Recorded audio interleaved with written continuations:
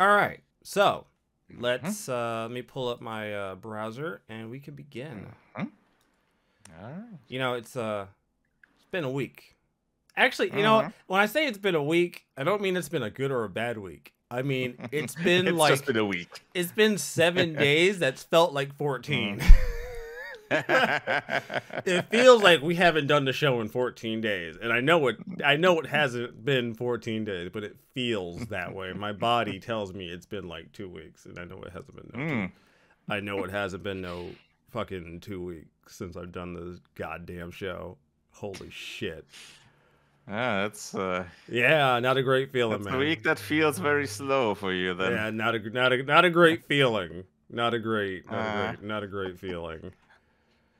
I have been all over the place in my gaming habits. You know, I started up Legend Trails of Heroes. Yeah, I started that. Legend of Heroes Trails in the Sky. Yeah, Trails in the Sky. Let's call it Trails in the Sky from now on because I can't think of I can never remember. Yeah, that's the main. I can never remember what the discerner is supposed to be for this fucking game. So, all right, a little background. I initially was going to do that as a playthrough, but I was stupid and I chose hard mode.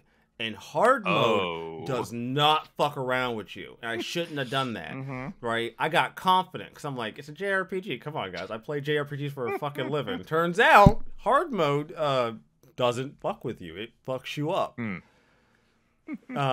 So that was my first mistake. So I stopped, canceled that idea, and played something else. So I decided, and then like, I hadn't touched it, but I'm like, I really want to do this franchise.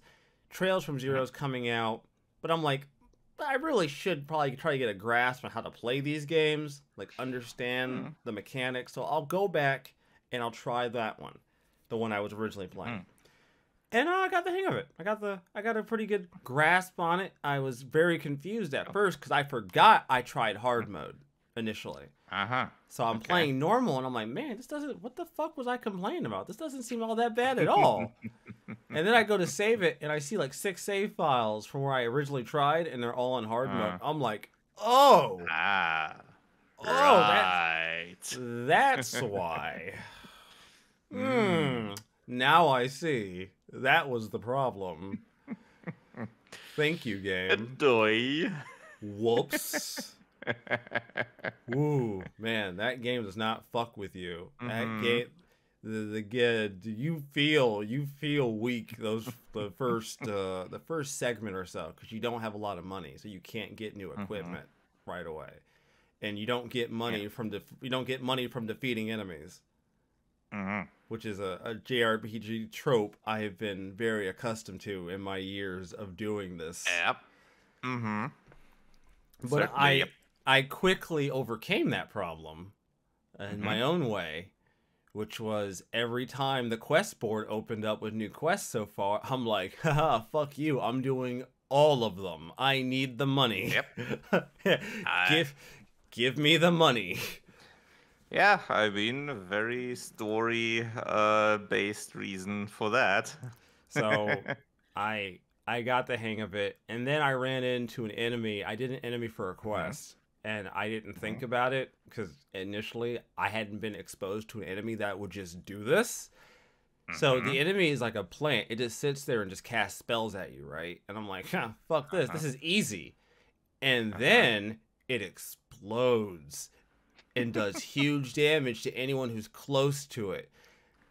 Whoops. See, so I was like, well, that sucks. At least I didn't die. But then I continue the story, and the area I have to go to has these enemies fucking exclusively now. And I'm like, fuck. Damn it. Now I have to deal with this. No. So that was cool. That wasn't... I've been doing that. I am nearing the point in my Final Fantasy X playthrough where I'm going to be stopping the playthrough. Kind of. So, I'm to the point where I'm going to start running out of, like, content until I'm done with the big fucking massive-ass stat grind I'm going to have to do for all the characters, right? I still have some content stuff I can show people, getting weapons, doing all this stuff. I have some content, but once I'm done with that, I don't have a lot to show you outside of me showing people the repetitive bullshit I'm gonna have to do to make my characters powerful. And while I'm okay with this, I don't think most people are. So I'm gonna have to come up. So I've decided I'm gonna get what's the maximum length of YouTube videos? Let me double check. I'm pretty sure Maximilian has hit that with one of his stream LP playthroughs. I think it was for Neo. Yeah, he did. He uploaded his Neo playthrough He uploaded his Neo playthrough from Twitch, and I think he maxed out at around 9 hours. Okay, interesting, because I think it's 9 hours. I think streaming has a higher cap. No, okay, so streaming, he was streaming on Twitch, and then I know. Okay. I know, but I mean streaming on YouTube has a higher cap. Well, to note, this was also like 5 years ago when he uploaded this, so it's very possible the cap might also be that the cap is higher by now. Yeah. So yeah, I'm gonna sidestep for a few weeks to do something else, so I don't have a giant content gap while I grind myself into oblivion. It's fine. I signed up for this. I knew what I was doing. This was my idea. I did the episode 0. I established the rules for this playthrough. I knew what I was doing. I just didn't think I'd get here that quickly. That's the problem. It's like, it's easy to set a goal for yourself when you think the goal is like 2 towns over, but then you realize it's only like 2 blocks, and it's like, shit, I'm going to have to follow through way sooner than intended. Ooh. So that's cool. Yeah. Oh, before I end my bit, Trails of Zero came out for console Thursday. I don't have my copy. Ah, the physical one. Yeah. Right. My store did not get it. They did not get any. They did not get any of their distro. That was cool. It came on Tuesday.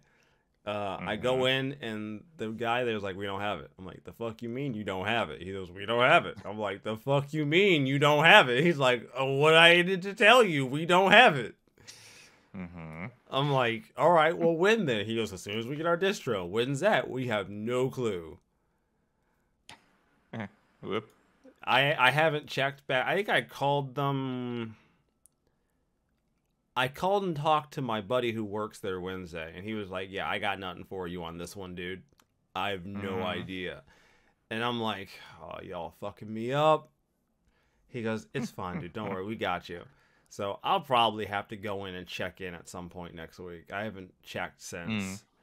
Hopefully it's next week. I'd like my coffee. Thank you very much. I've learned with games like these, if you don't get them around launch, they disappear, dude. You saw this, especially Switch copies. You saw this with like Atelier Ryza. People didn't buy their copy on Switch because they just thought it was always going to be around. And then Amazon inflated the fucking prices from people, third parties selling it. And the only copies you could find were like $70, $80. Yeah, okay. Yeah, and Koei Tecmo was not super interested in, reprinting Switch copies for a very long time. And then the second game came out, and I got that one at launch because I'm not fucking around this time. But apparently, everybody else did. Everybody else fucked around. And it reminds me of this great video. They didn't learn. Yeah, they didn't learn. Everybody else decided to fuck around. And as a science teacher once said, the more you fuck around, the more you're gonna find out. That's how this works. So, because there was a great Reddit thread where this guy was like, I skipped out on getting Ryza 1 and 2, and now there's a third one. How am I supposed to catch up now? And I almost wanted to be that guy and be like, you don't. You just accept defeat. You don't win. Just accept defeat. You fucked up. Just play the third game. And make sure you get the third game when it actually comes out. Don't. The thing is, people think that because it's a niche game, there'll always be copies. That's not how that works anymore. Niche games don't know. It's not a niche game came out, it'll just be on the shelf for the next 6 months, no one will buy it. No, it's a niche game. There just won't be any fucking copies. That's just how this works. Come on.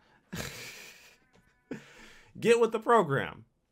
So yeah, because nowadays you can get everything digitally as well, so they don't see the need in just printing more and more. Yeah, of having a fuck ton of... They get more money from the digital copies anyway. Yeah, they don't see a point in having a bunch of fucked up copies sitting on the shelf that don't sell. So guess what?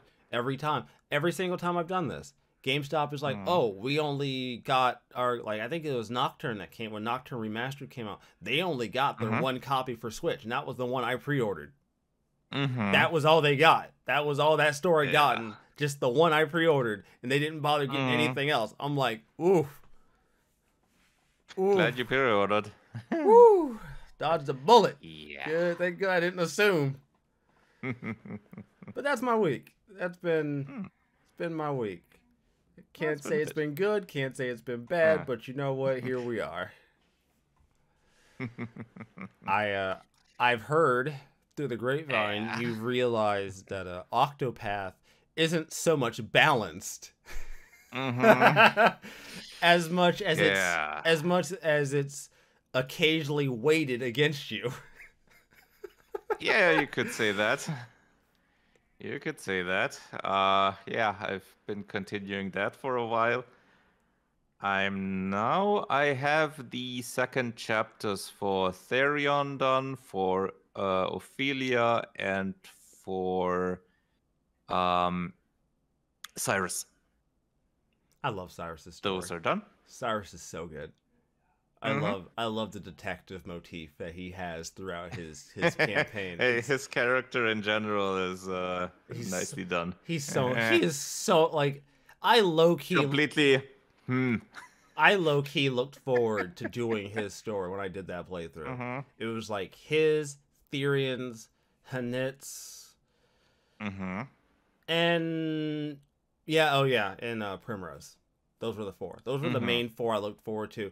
Some of the others I started to look forward to as I played more of their story, because some of them don't get interesting right away. You know what I mean? Like Alphin's Tressa's is very banal. Yeah, Tressa's doesn't get interesting right away. Alphin's takes about half before you start to actually get something out of it. Or before it becomes intriguing, you know what I mean? Like, you start to... I didn't even think Ophelia's was that interesting at all, to be 100% honest with you. I didn't really find hers I find it's not a very intriguing story in terms of that. It's more like a personal story. Like, I mean... Neither Tressa's nor Alphin's nor Ophelia's are all that complex so far, or all that. Alphin made me sad though. All that I legitimately felt heartbroken with Alphin's story. Alphin's story goes in a really heartbreaking path. I feel really bad by the end. I'm like, oh, I did not need these kind of feelings. You do not need to be hitting me with this shit. So what exactly happened that made I was in chapter 2 of Hanit's story. The party all around level 31 to 33, something around that area. Okay. So all above 30. And the recommended level is 27 for that chapter. So at the start, okay, that part was fine, where I go into the town, and then I have that provoke battle there. That I don't know if it's just the character is just bad, because the bodyguard that I had to provoke, didn't hit her once. Wow. All of them are misses. Wow. Yeah. Wow. At the start, I thought, okay, first miss, second miss, third, fourth, okay. None hit? Okay. He's like, none of them? Yeah, I thought, okay, is there gonna be a hit here in the end somewhere? No? Okay, he's done. All right. Yeah, well, Free cool. win. Yeah, I mean, I wasn't sure if it's just the stats of Hanit being higher than the game expected there, or if it's just that character is not weighted high enough because it's just the introductory battle of that chapter. Maybe, I don't know. But yeah, that one was fine. And then I went into the forest.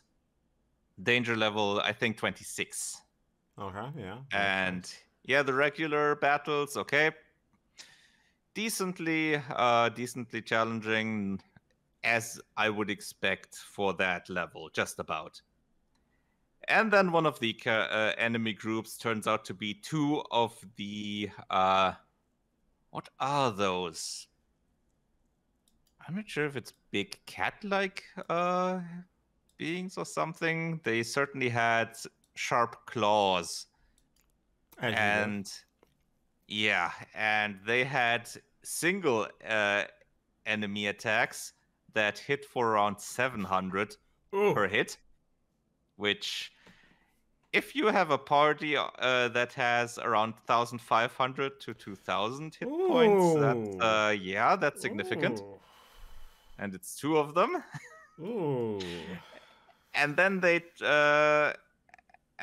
took out their party attacks, which hit each character for similar damage, which, whew. Yeah, yeah, that's a problem. Nope. That's a problem.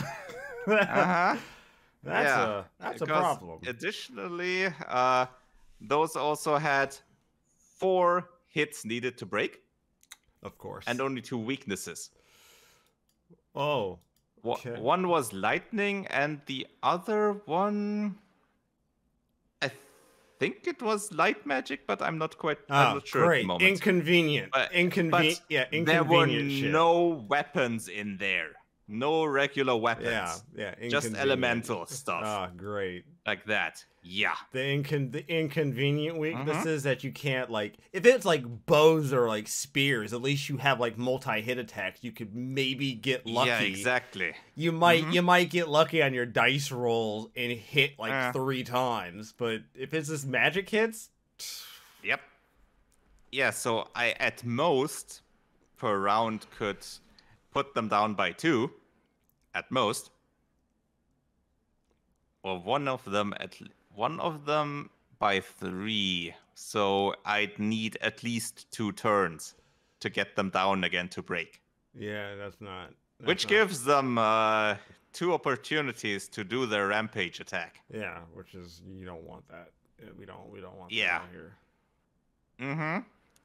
Yeah, I just about survived that battle. I just about. I didn't win. Yeah. I just survived. 2 of the characters were down. 2 of the characters were down, and 2 of them were half dead. Oof. I did win, but fights like that aren't fun. What did it cost you, though? Everything. Well, thankfully, those going to the inn and recovering isn't that costly. Thankfully. Yeah. That's good. You can recover that money by just a few fights. Yeah. Usually. That's tough. Which is good. That's tough. So yeah, after stuff like that and stuff like this happening time and time again in the game, yeah, the fun level is going down. Yeah, not gonna lie. Not gonna lie to you. It's not gonna get better, I know. I wish I could tell you it does. You learn to mitigate some of these problems, but unfortunately, the further you go, the bosses are going to be part of the problem. Because, like I said, sometimes bosses will just be like, I'm gonna roll a dice. Oh, I guess I win. Hey, I win! Your best efforts mean nothing. Have fun with the game over screen, buddy. Yay. Yeah, so at least up to this point, I know I have more than half the stories and all in front of me yet. But currently, I'm not seeing where the high marks come from for this game. A high 80? No. I could maybe like I will admit my feelings towards the game haven't necessarily been. I've had time to reflect on my feelings towards the game since I finished it. And having now played, I don't know, a dozen or so other games since then, I'll be honest with you. I probably would never go back. Probably would never go back. Because too much of what I remember of that game either felt unfair or just felt tedious to me. It's like, okay, maybe I could have got good and figured out solutions to my problems. But it's like, I don't know, man. It's like after you've already spent like 10, 15 hours trying to come up with like better equipment, more levels, just to get fucking curb stomped by a boss because you decided to go too offensive or play too defensively. It's like, man.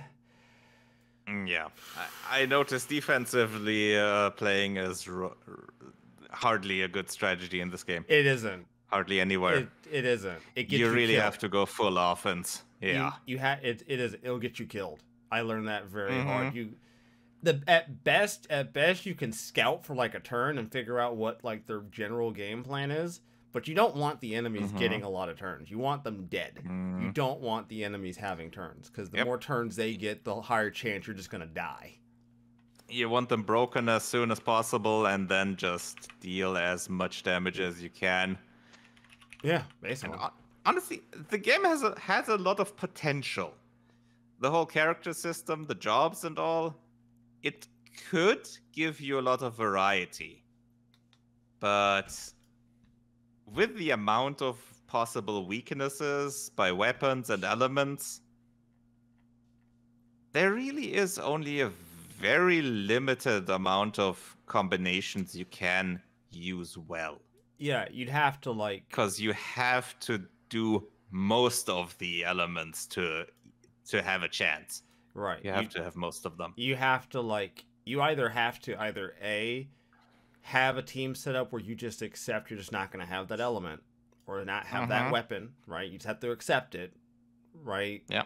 Or B, you have to come up with a team setup that complements basically all of them, which, I mean, you could do.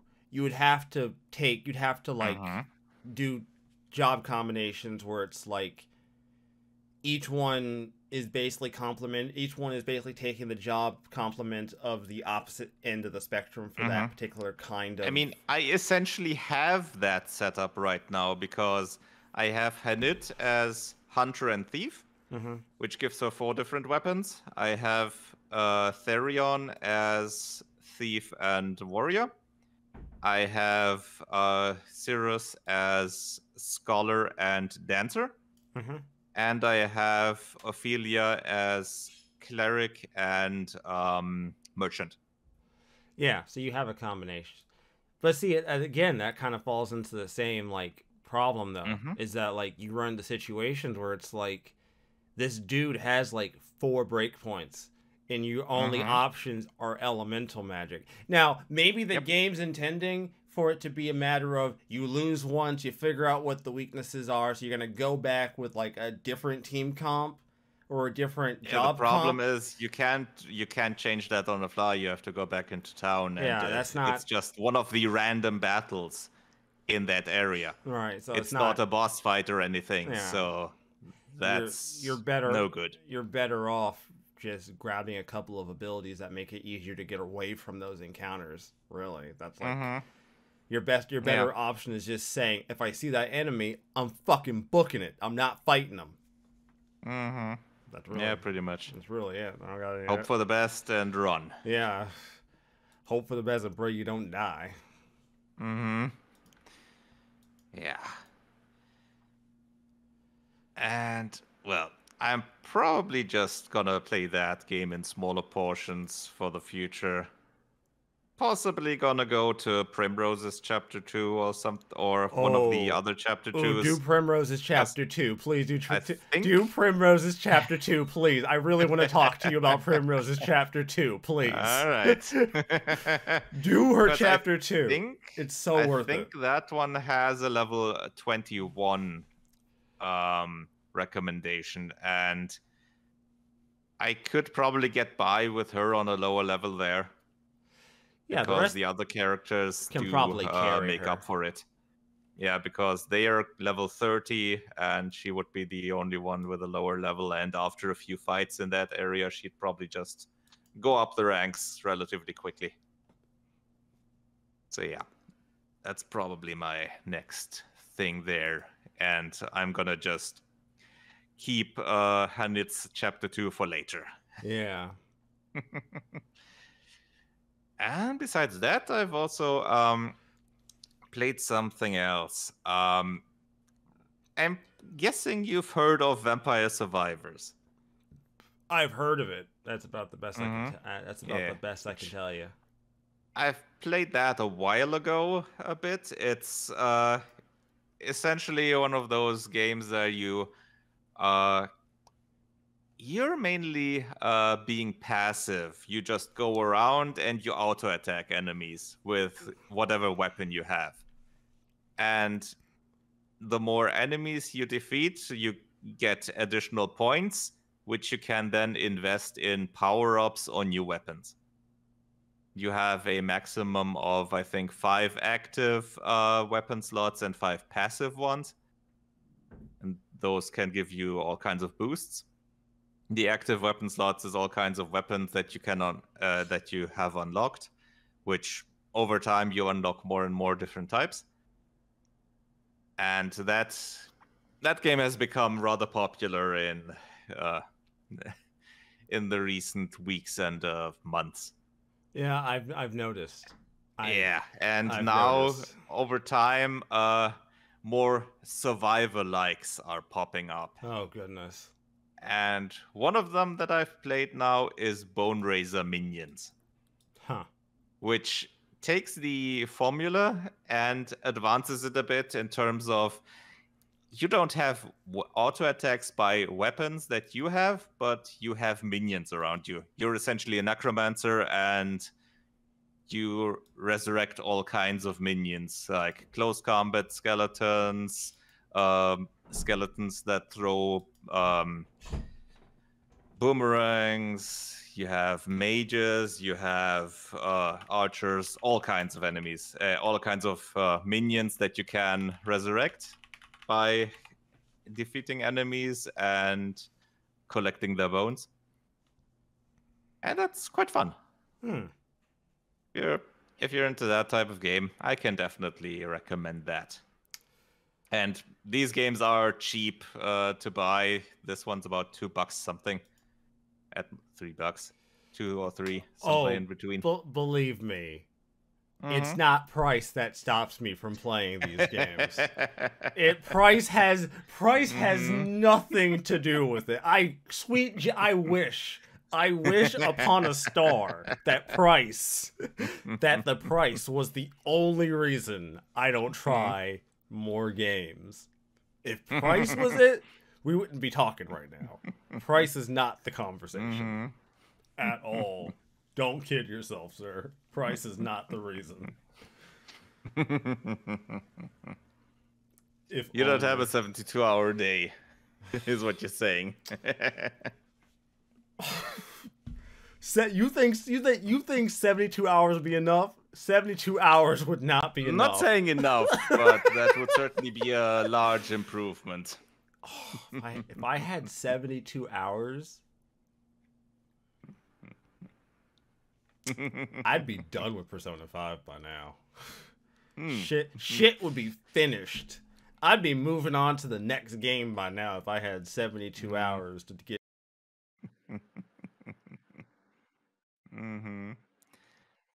And as the last entry in my list, I've started playing Aquaria again.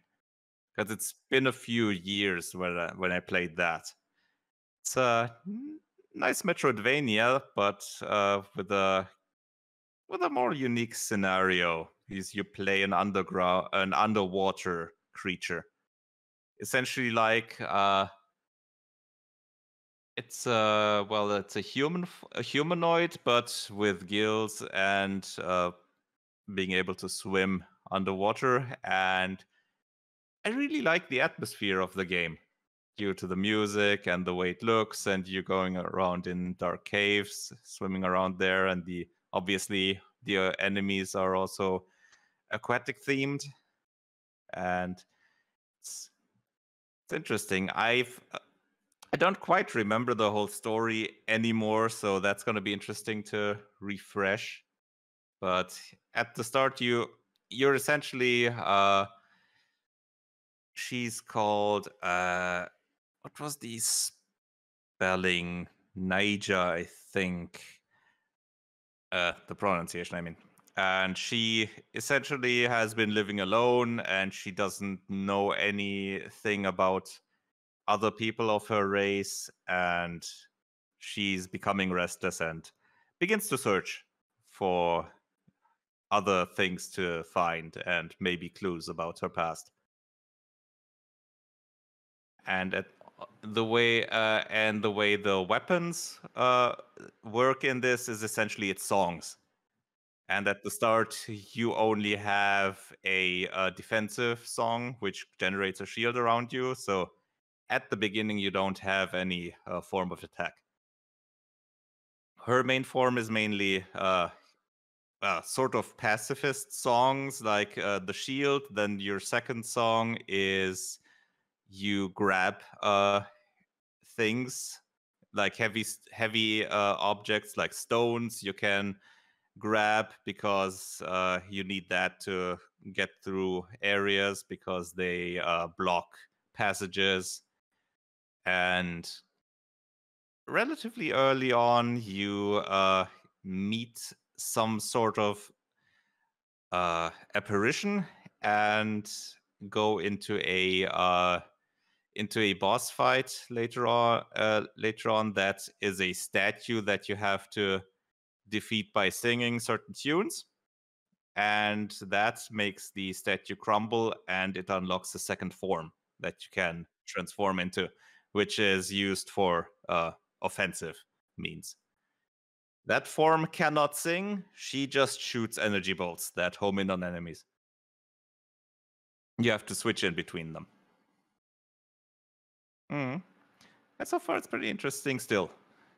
I'm going on I've gone on a few areas and found, well, essentially those two additional abilities. I'm continuing to look around and see what I can find. Yes, certainly can recommend that one. Yeah, that's been my week.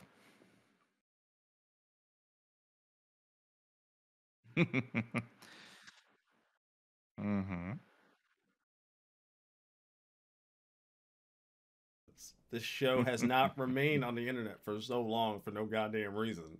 Don't get it twisted, my nigga. I take personal pride in why this show remains. I may not create the greatest show, but I will create the show that didn't die. I get to talk about something today I'm excited to talk about because it's an interesting topic. I don't usually get to see something like this happen very often. So this is it's going to be fun.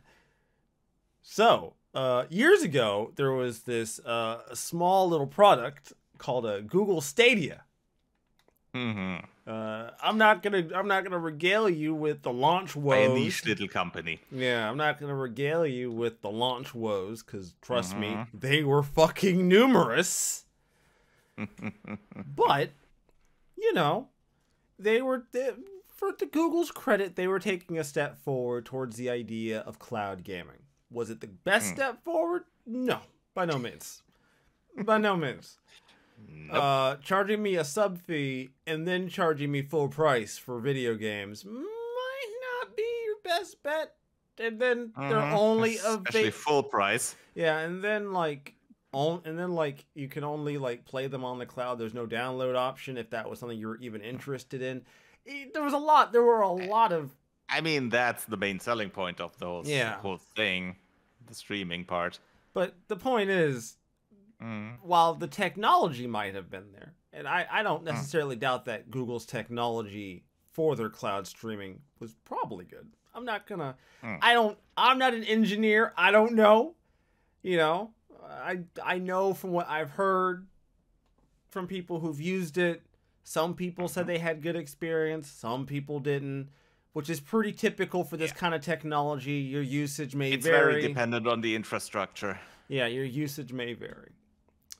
Now, for all intents and purposes, Google Stadia basically went without much of anything until like 2020, when they reaffirmed to everybody, hands down, that this platform that they had created wasn't going anywhere. It was a pillar of Google's business. It was such a big pillar that they closed down their games and their games development for it in 2019.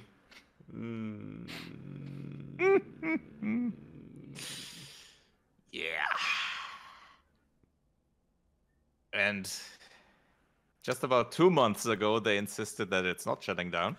Yeah, they have made every attempt to insist that this product that they created was not going anywhere, and I can only really describe this story as a cartoonish pulling of the rug from underneath everyone. And we're going to talk about everyone involved. Yeah, we're going to talk about that. And we're going to talk about just how much of a rug pull this shit truly was. Because words will not even be able to properly convey just how much of a rug pull they really pulled on everybody.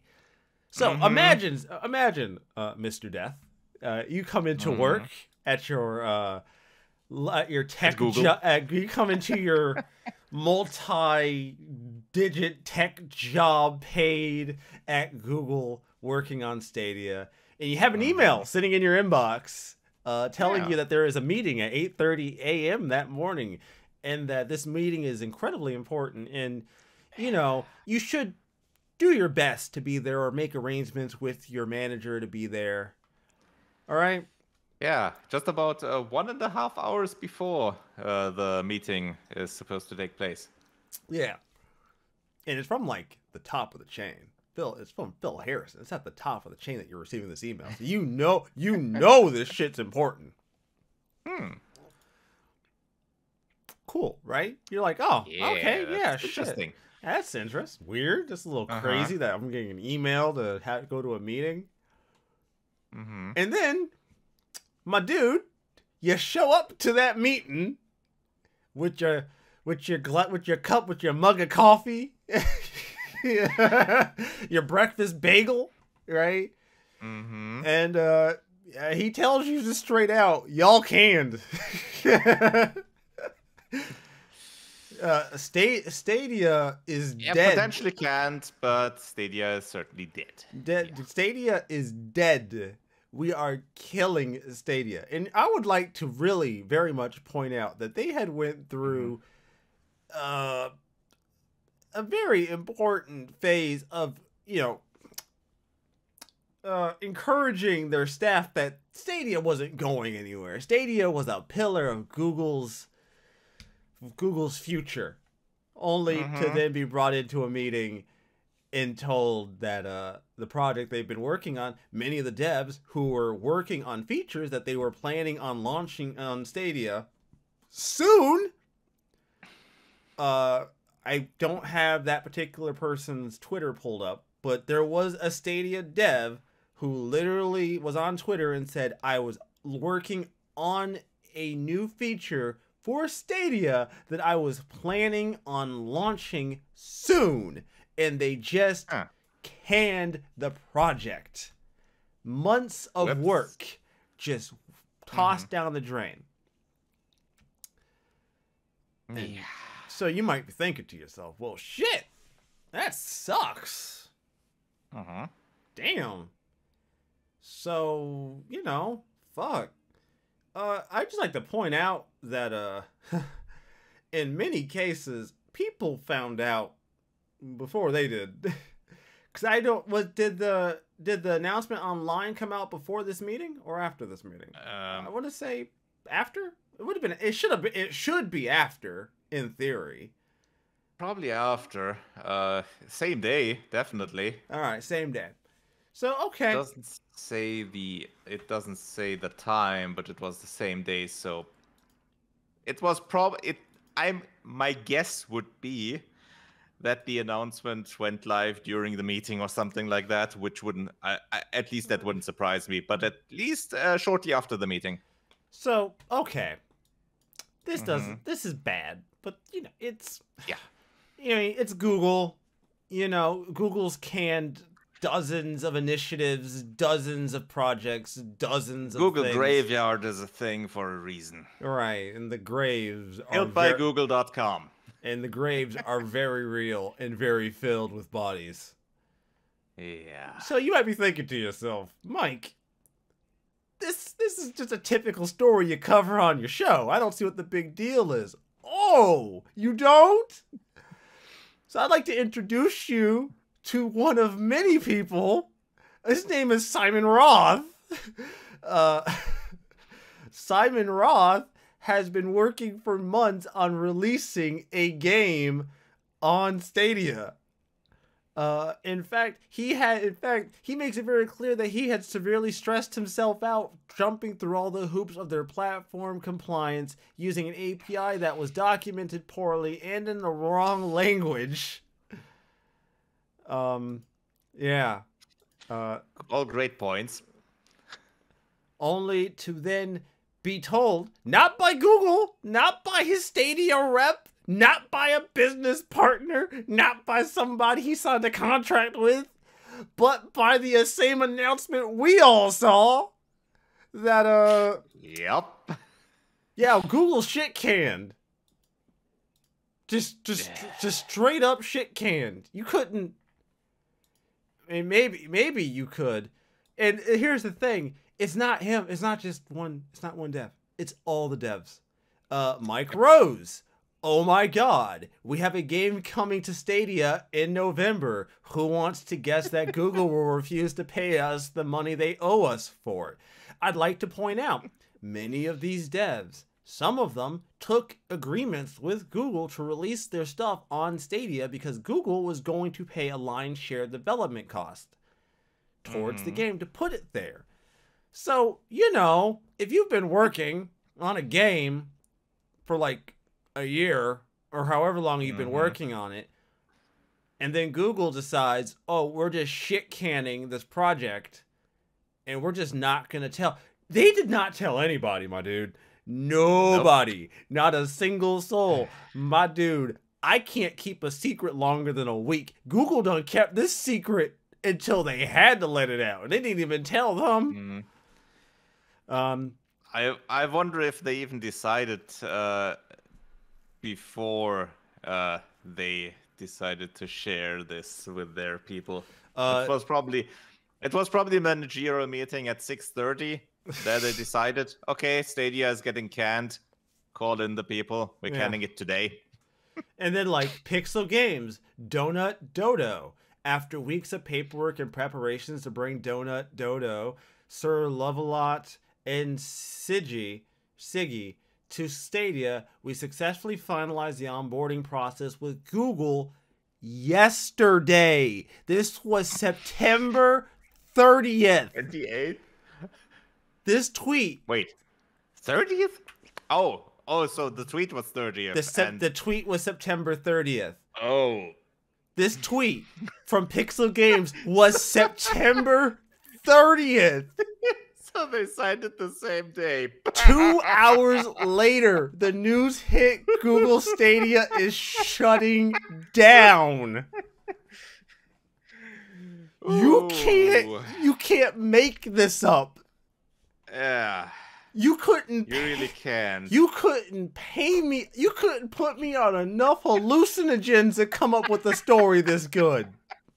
Couldn't do it. Imagine that. You done signed the paperwork. You got everything in line. 2 hours later, you don't hear it from Google. You don't hear it from your Google rep or the dude that you just signed a motherfucking contract with. You find out from like The Verge. Yeah. Or the blog post on Google. Yeah, yeah. Oh man. You go onto your usual news sites. Bing, Google Stadia is dead. So, aside from the fact that this story is absolutely... It's Google. Okay. Besides the fact that this story... I'm surprised that it held on so long. I would just like to point out, like I said earlier, these devs found out that Stadia was done the same time everybody else did. The same time the public did. That's when they found out. And if you think, well, they made it public at that point. No. If I'm in a business contract with you, motherfucker, you better let me know. Like, come on, man. It's, You gotta have these people prepared.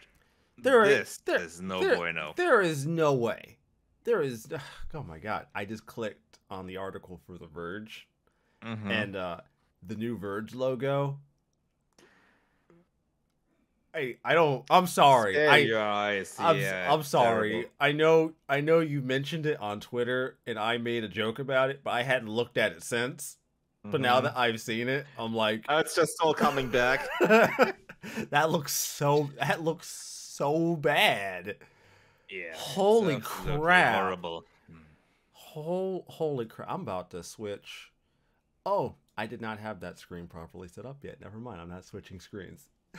I was going to, but I'm not going to now because it's not set up properly. Whoops. Okay, so not only are you pulling the rug up from the people on your own staff, because here's the thing: there's no way Google didn't. Google knew, probably. And I would say that Google was on borrowed time for this project. 2020. 2019, give or take, they were on borrowed 2019 time. was definitely going downhill because they closed up their own games development. This was on, and none of the features that they announced originally came to life. There was nothing of their touted integration to streaming and whatever else.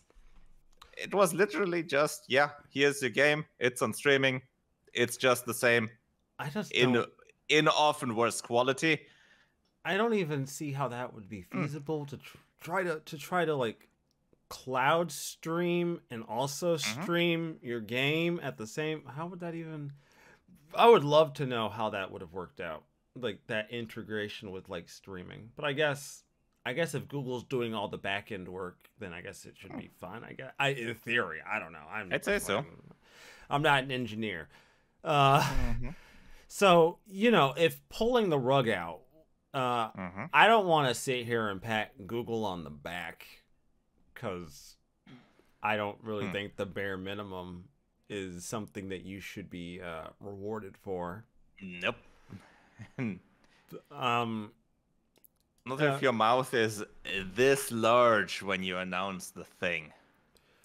So they announced that it will remain live for players until January 18th, 2023. And as I mentioned, many of these devs had their games slated to come out in November. And many of them signed contracts with Google to get paid a portion of development costs once the game launched. So now, depending on how Google decides to be about this, we might be looking at a situation where some of these devs, according to their contracts, now I haven't read their fucking contracts, but I've seen quite a bit of speculation on this, that many of these devs just aren't going to get paid by Google because, well, the game never came out. And, you know, where's the point in releasing your game in November? Well, and 2 months later, the whole thing gets shut down. The only reason why you would do it is if you wanted to fulfill the contract and get your end of it. But at that point, yep. Like, why? Depending on how much money that is. I don't see the I don't see it. You're not gonna be getting any money out of the people that would buy it on the platform, because no one's gonna fucking buy anything there. Yeah, right? No one's gonna buy your game now. The platform's dead. It's gonna be offline. No one's gonna spend if your game goes up in November. And if the stores even allow you to do it anymore now after the announcement. Because they did announce that they're refunding all the games and all the hardware. I was going to mention that was part of my bare minimum statement I made earlier. That they are refunding hardware, software, and DLC. Yeah, not the subscription, but everything else essentially. Yeah. I'm gonna be like 100. I'm gonna be 110% honest. Like, I realize that, like, it's Google, so a lot of these devs really have no recourse, and it sucks. If this was any other situation, I'd almost feel like a class action. But I also don't feel like it would. I don't feel like it would do any. I feel like Google would just tie that shit up in litigation for the next like 10 fucking years, and it wouldn't benefit nobody anyways. Depending on the contract, I'm not sure if they even have any chance there at all. Because like that's tough, man. Like there's got to be some kind of law.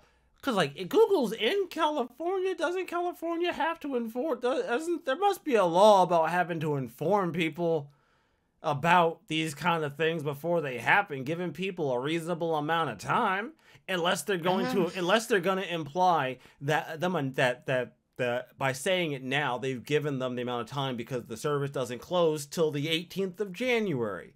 Which, if that's... good question. I have no idea. Which, if that's the case... You all are real scumbags. That is some scummy shit. You waited. Yeah, I mean, it's either way. Even if there's no law there, doing it like this is scummy no matter what. And I would just like to... Even if you're required to say something or not. It's scummy, full stop.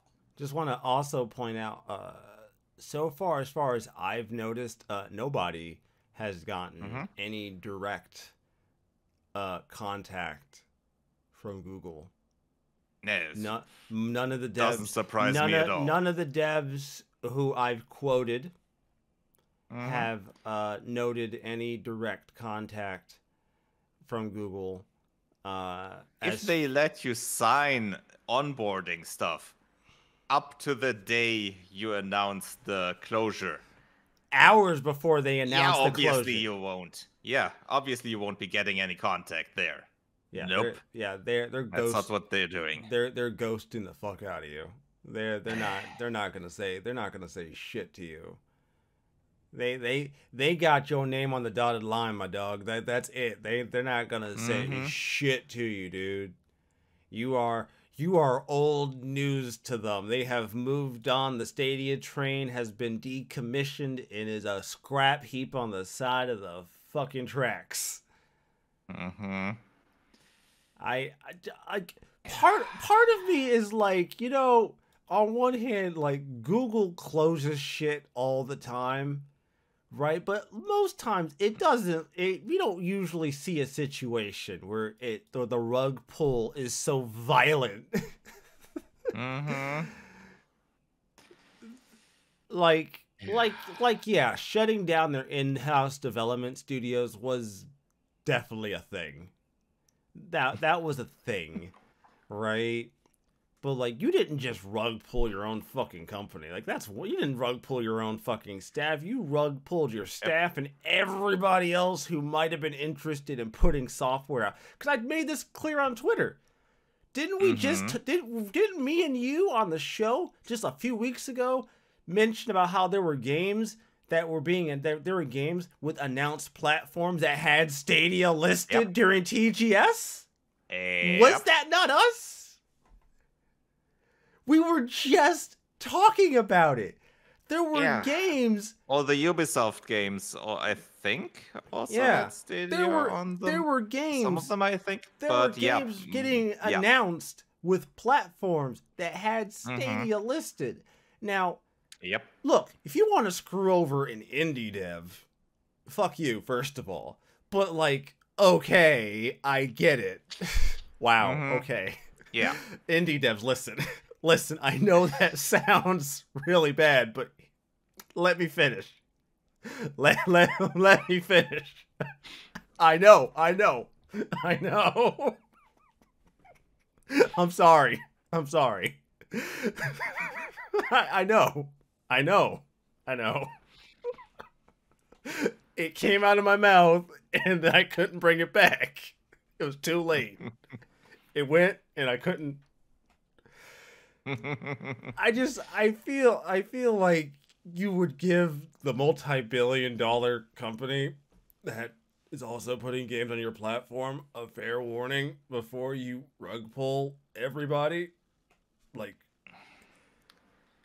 yes, one might think that doing something like this might sour relations between pretty much everyone involved. Yeah. What are they gonna do? Not use Google Drive? I mean, they could. There's alternatives out there. All right, fellas, we're no longer using Gmail. We're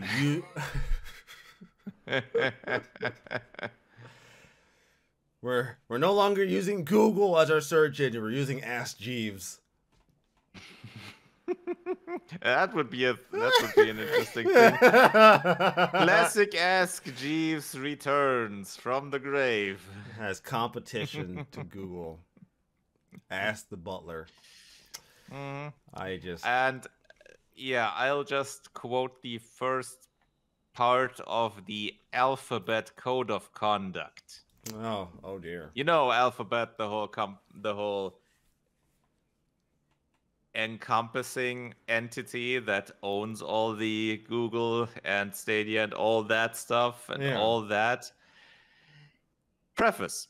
Employees of Alphabet and its subsidiaries and controlled affiliates should do the right thing. Follow the law, act honorably, and treat coworkers with courtesy, support, and respect. Yeah.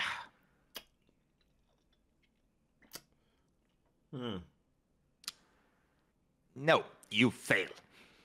They're taking a page out of Activision's book on this one, ain't they? Taking a page out of Blizzard's book on following your own guidelines, ain't they?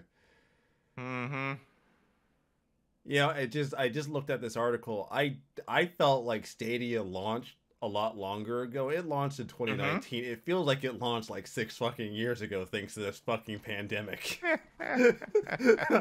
You remember the pandemic, CD, like 10 years ago when we were all locked in our houses? Was it just 10? I thought it was 20. Oh, goodness. Like, I just gotta be real. I'm gonna be honest. Like, I would really. Speaking of which, I have to correct myself from before. Yeah, they didn't shut down Google Stadia Games and Entertainment in 2019. Of course, that was in 2021, February. But still a while ago.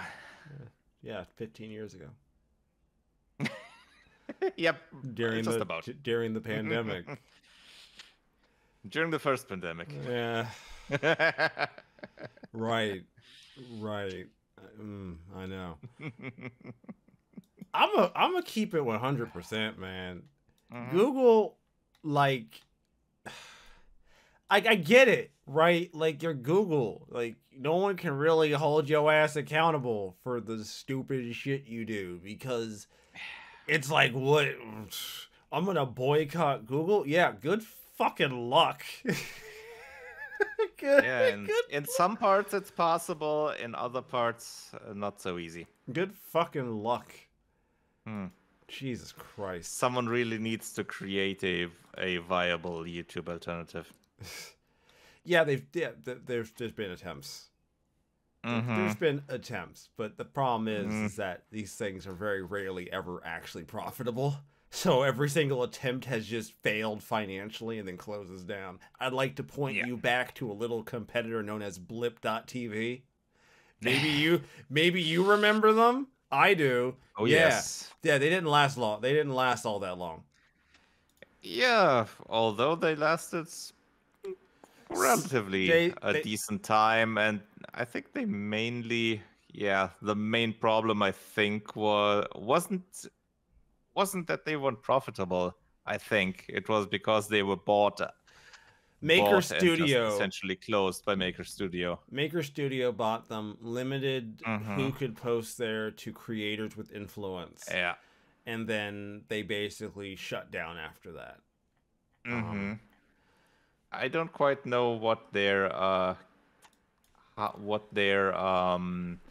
finances looked like, but they lasted quite a bit of time. They were founded in 2005, and Maker Studio bought them in 2013. So for a while, they were quite popular, especially during the beginnings of Channel Awesome. I remember that was a contributing factor to why I originally left, quit a lot of what I was doing, because I saw the writing on the wall and people around me didn't, because they were all by the time I left, they were already sending emails out to people like, if your content doesn't follow these guidelines, we're just cleaning all your stuff off the platform. Yeah. And like everyone around me was like, okay, but we have other options, and I'm like, no, we don't. No, we don't. Now that wasn't like the only reason I quit. There was like a bunch of other reasons, but I saw the writing on the wall. It was obvious. But we're at like an hour and 2, so I'm just gonna go to this last story real quick. Insider claims Microsoft is in talks for acquisition of major Japanese publishers.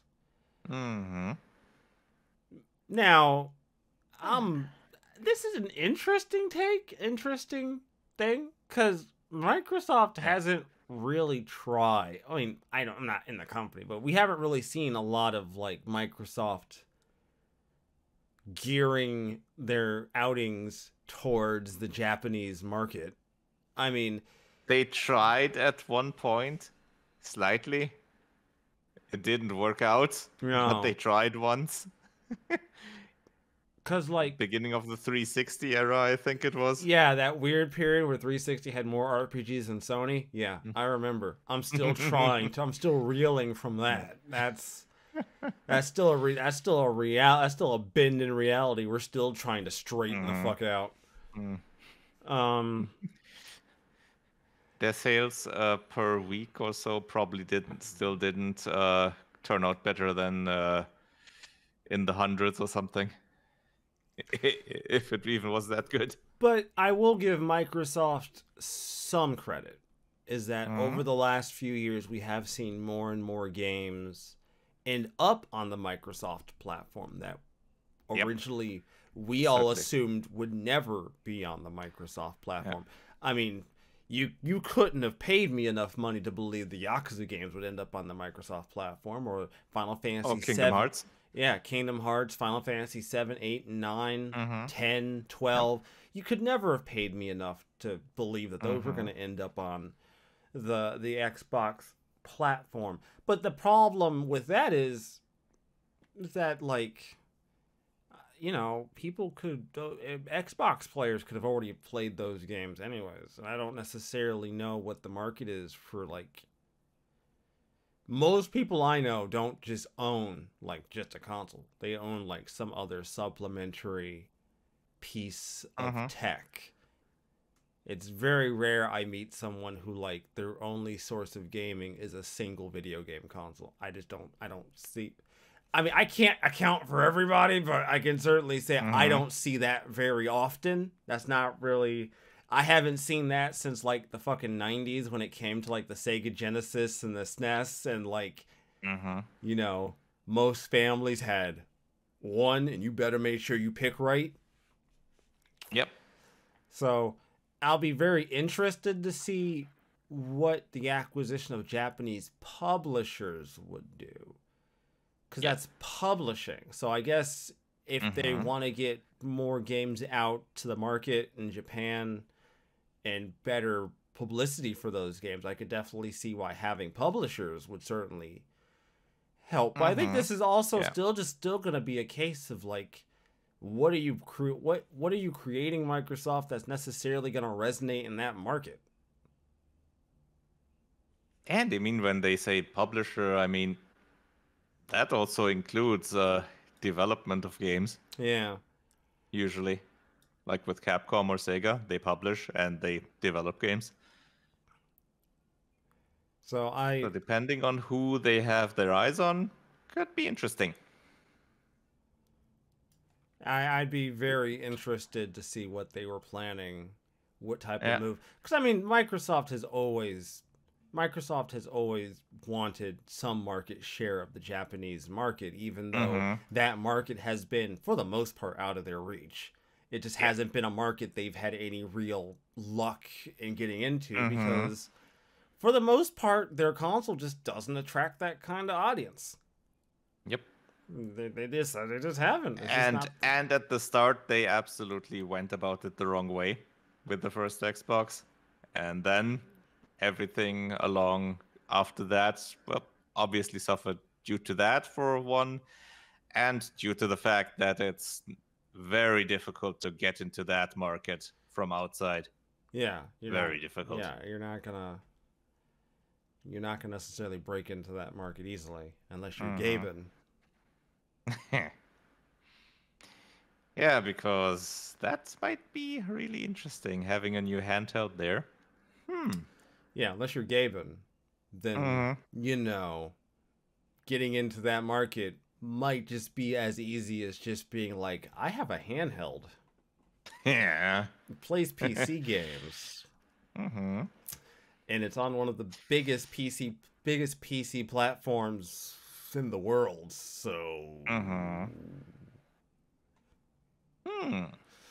just throwing it out there. Just throwing it out there. You know what? I got like 5 minutes left. I'm at 1 hour 7. I'll talk about this real quick.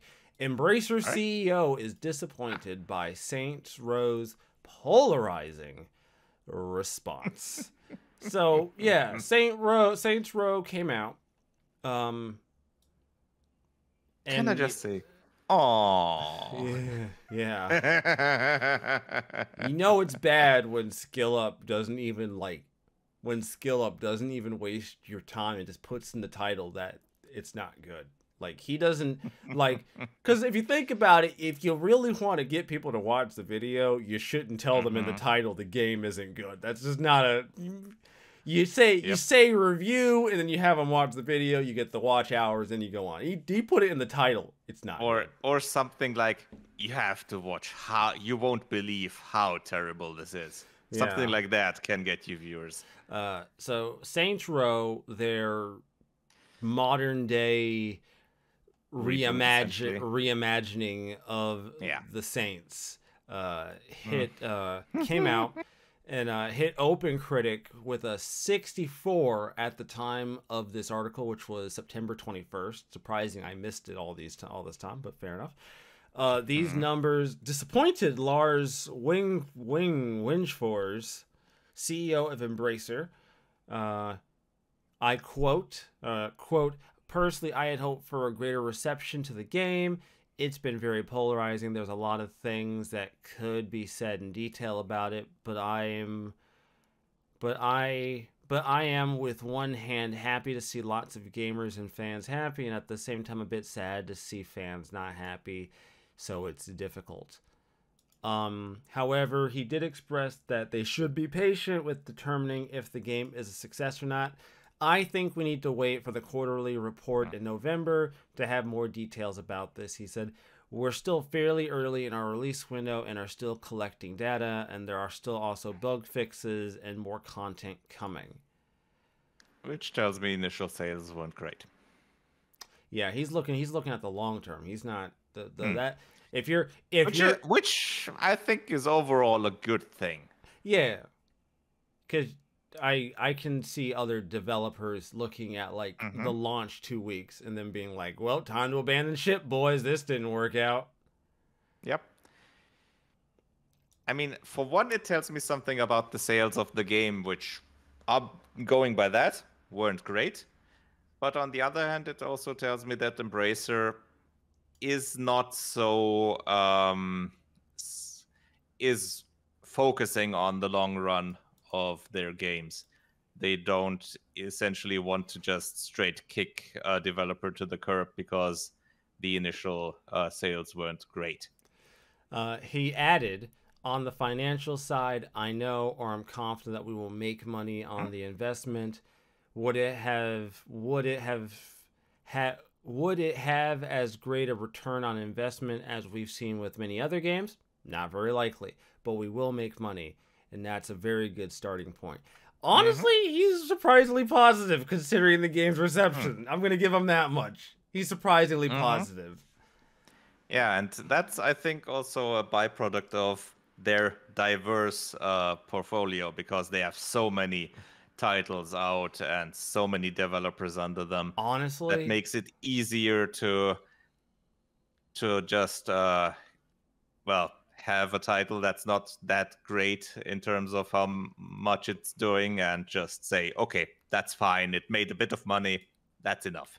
Well, we'll try again. We'll try again next time, and we'll get them with the next one with this particular team. But yeah, essentially, because they have a lot of smaller titles that have it far easier to make a profit. It's not as much the classic model of the big publisher where they have to have some successes that do make up for the majority of their failures and stuff like that. Yeah. They have it evened out much more. But speaking of reception, yeah, the reviews are one thing. The user critics, the user ratings on Metacritic are another. Are they? Yeah, the PlayStation 5 version has a 2.9. 2.9 with 853 ratings. So yeah, that's an out of 10, obviously. Yikes. PC version 415 ratings, 2.5. Ooh. You see, PlayStation 4, 99 ratings, 2.3. So yeah, it's not that great. Yeah. I mean, good on... Oh, hey, the Xbox One version is the best. 70 ratings, 1.6. Jesus. Whoops. Jesus. That's tough. That's tough. Well, everybody, I hope you've enjoyed this episode of the Turn-Based Cynics. It has been a fantastic episode, and believe me when I say this, we will not pull the rug from underneath you. We will be back next week on a variety of platforms, including Google, Apple, and even Spotify. And you can see our podcast on our YouTube channel, Turn-Based Cynics, every single week on Sunday. As soon as I'm done doing this episode, you'll see this episode as it goes up. So, ooh, imagine that. Or else I have to eat a shoe, and I don't want to do that. So let's not eat the shoe, shall we? As always, everybody, have a fantastic week. Don't pull the rug up from underneath your friends and your family. Don't do that shit. Don't be that way. Be better. If you're gonna do something suspect, ask yourself, am I being better or worse than Google? And if you can't say that you're being better than Google, don't do it. Just on principle, just don't do it. It's fine. And everybody, hope you have a fantastic week, and we will see you all next time. See ya. Man, fucking Google. Fucking Google, man. Fucking Google. Holy.